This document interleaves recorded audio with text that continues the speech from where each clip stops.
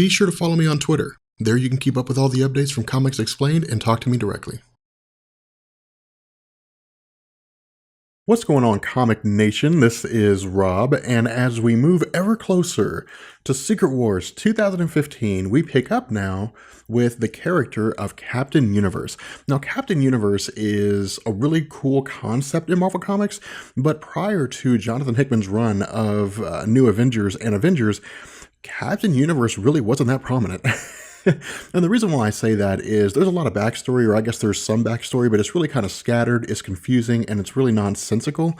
But to really sort of make sense of this, Captain Universe is basically an entity. It's a cosmic entity, not in the sense of eternity or infinity or any of those cosmic entities, but in the sense that it is a concept, I guess is the best way to describe it.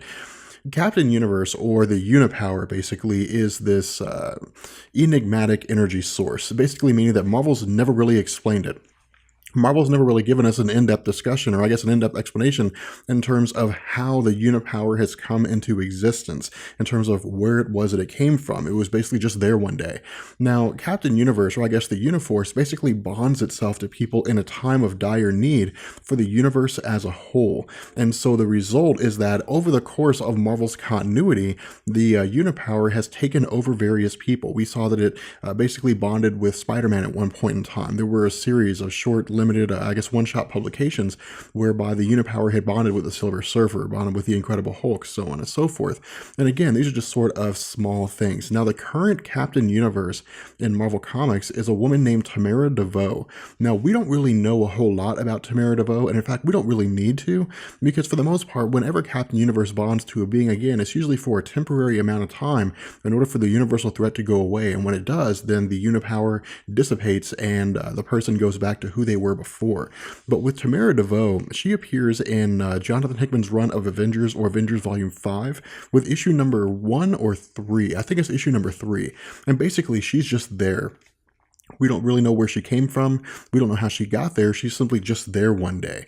And so this really ties into the Infinity event, which we're not going to go into because at this point it's really not necessary.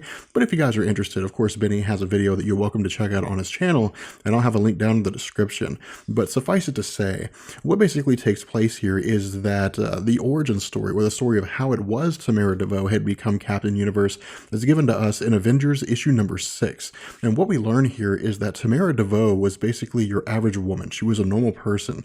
And what had happened was that somewhere along the line, she had gotten into a car wreck. And when she did, she had fallen into a coma. Now, the coma that she was in lasted for 10 years. But while she was in this coma, the incursion started happening. The death of the universe began to take place. And so, sensing that something needed to happen to restore balance to the universe, the Unipower manifested itself. And when it did, it chose to merge with Tamara DeVoe. Now, the reason why the Unipower chose to merge with Tamara DeVoe is because, as far as it explains, the universe itself was broken, and Tamara DeVoe herself was broken. And so it was just a matter of compatibility for the two of them to sync up. Now, when a person develops, or I guess when they're bonded with the Unipower, when they become Captain Universe, it's actually not an absolute thing. That is to say, it's not as though they're given a fixed power set.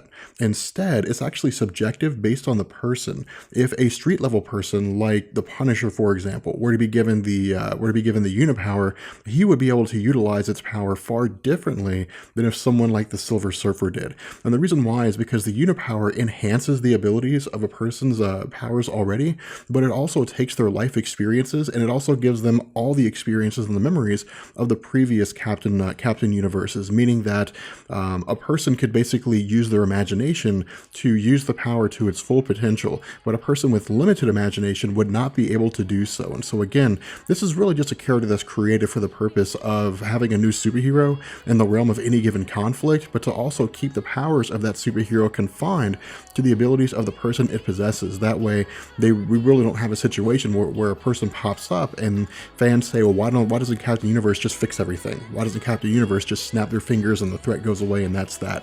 It's basically an answer to that question. And so again, we don't really know what we're going to see with Captain Universe going into the future of Marvel Comics, especially into Secret Wars, but because Captain Universe is effectively the universe incarnate, because it exists to protect the universe, I would go as far as to say we'll probably see more involvement with Captain Universe as time progresses, and we'll probably see some derivative of Captain Universe going into Secret Wars 2015. With that being said, we're going to bring this video to an end. I hope you guys enjoyed it. If you did, let me know, and I will catch you guys later. Peace.